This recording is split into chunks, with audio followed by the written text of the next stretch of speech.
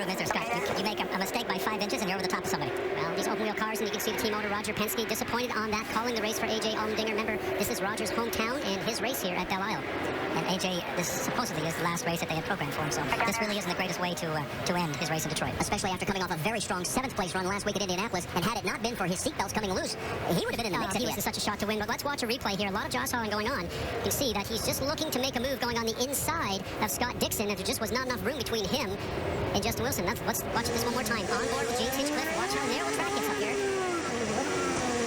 And as a driver like James, you're hoping that you don't run over anything that's going to puncture a tire, and you've gotten through that. Dixon is going to have to come in to change his rear wing. It looked like he had some contact.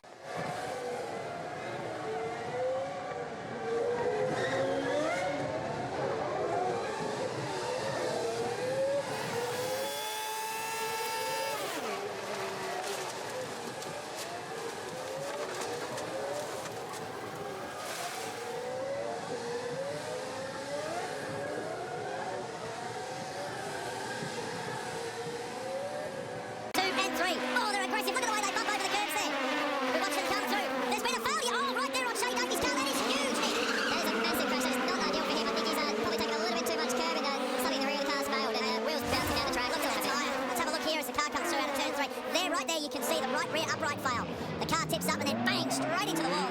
Very, very lucky to walk out of that one. You can see he puts his hand up. That's great news for the young Queenslander, but boy, oh boy, you never ever want to see an accident like this. This is the view from Trent Harrison. You can see the car sideways and then hard into the wall, going backwards at quite a speed. He probably hit the wall about 150 kilometers an hour, so hopefully he's okay, and now we'll be on a safe car for a few laps. The lap one's been pretty clean for us there. The turn 1's going. We've got a car to the left. Massive air. It's broken something in the back of the car, and he can't stop it, and he's hard into the wall. Hopefully he's okay, but that's a big crash, and we've got another car stopped up there at turn 3 as well. And this is definitely going to bring out a safety car. We can see rain is moving. The car side, that's very good. That's a big crash, and that car is heavily damaged. Oh, and that's our race leader, Cameron Waters, as well, getting out of the car with a huge amount of damage. As we head back for the full race restart, the event will be held in 2 parts. A good start there from Aaron Morris again. Aaron Gobic getting plenty of air underneath the front wheel in second. No jump starts by the looks of this time. Everybody behaved themselves. And of course, oh my goodness me, wow, that's about 4 guys down in high-speed stuff too. And amazingly, 3 at least of them getting up. Wow, that is disappointment plus. And there's a right shoulder. And what happened there? One of the riders just getting down a little bit too close. Almost looked like he lost the front end by touching the back of another rider. And then it was just the ever-popular domino effect. Yeah, there were 3 innocent guys in that one. And you can see there 92 is one of them. But, gee, that'll catch your attention. They'll be up in 4th gear, hammering hard, but the throttle's absolutely flat. Strap guys disappointed to be out as well as pleased. And now heading down towards Duffers Dip. DaCosta moves to the outside, trying to get past Jordan Wise. Oh, he's up in the air. He's off. DaCosta's off. Big time into the barrier. And also off is Jordan Wise, the car that he hit. But there is DaCosta. Oh, car's upside down. Huge amount of damage to the back end. He's moving around the cockpit. That's a great sign. Look at it again. He braked too late. He didn't allow for the fact that Wise was already on the brakes. He rode over the back and slammed into the barrier. Well, he's had some big accidents this year. He leapfrogged another car at Mondello. He rolled the car at Brands Hatch. After all, Felix DaCosta's had a pretty traumatic season. Das war aber auch der letzte Aufruf, bevor es dann eine schwarze Flagge gegeben hätte, Uwe. Vielen Dank. Ja, die haben wir jetzt also aufgelegt. Das ist die Auflösung. Und da geht ein heftiger Abflug hier. Oh, das klagt. Klar, ich glaube, das Eingangsstadt ist die Ausgangsparabolik. Heiße Mann. Oder? Auf der Karte. Sind die Manöver, die wichtig sind. Da hat aber einen verpasst bekommen von Marinescu. Ja gut, ja, Marinescu wollte rechts vorbei und Clark zieht auch nach rechts rüber. Also was ich eben sagte und du auch gesagt hast, die haben sich mal ordentlich torpediert. Aber da wird auch Marinescu. Testing for the redesigned cars at Daytona, Junior bumps Marcus Ambrose, who gets loose into the wall. The result, a 12-car pileup. Jeff Gordon, Casey Kane, Carl Edwards, Brad Keselowski, to name a few. Thankfully, the hammer not involved. No one injured. Junior asked about the wreck afterwards. We were going around 1 and 2. I thought Marcus was backing up to me, like he was laying off the leader a little bit and looking to get around on the back straightaway. And we got off the 2. Was trying to push him a little bit. Had a hard time getting our bumpers kind of lining up. And I was kind of wheelbarrowing him around a little bit. Definitely think it's a consequence of the new shape and lack of downforce. The car's very light and doesn't take much. Cars are starting to get pretty aggressive and doing a little bit of pushing, and I just don't think you can do that with this car. I might be the guy that makes that mistake the next time, so I can't really be mad about it. But it's unfortunate there's torn up cars. But let's be honest, it's January. We got another month and a half to build them right. Get back up to 7th position. So here we go. The front runners maintaining their positions. Oh, that's a huge crash.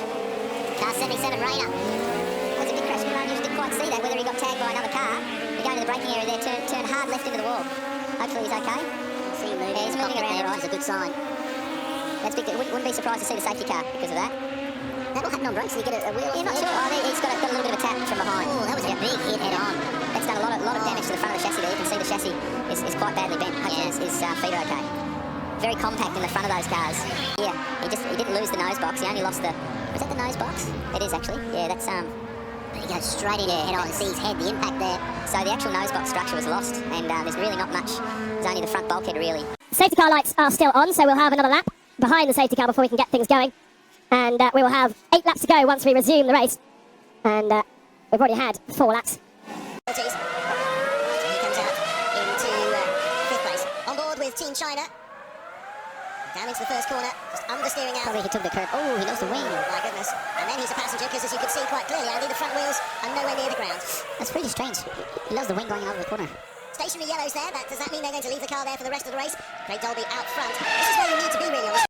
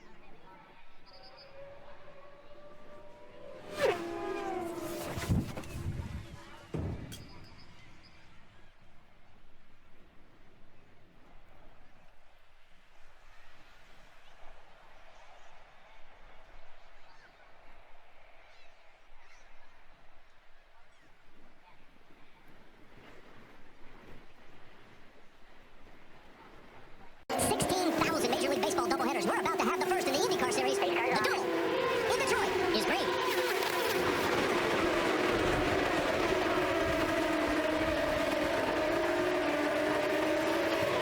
Everybody made it down through turns 1 and 2. This is that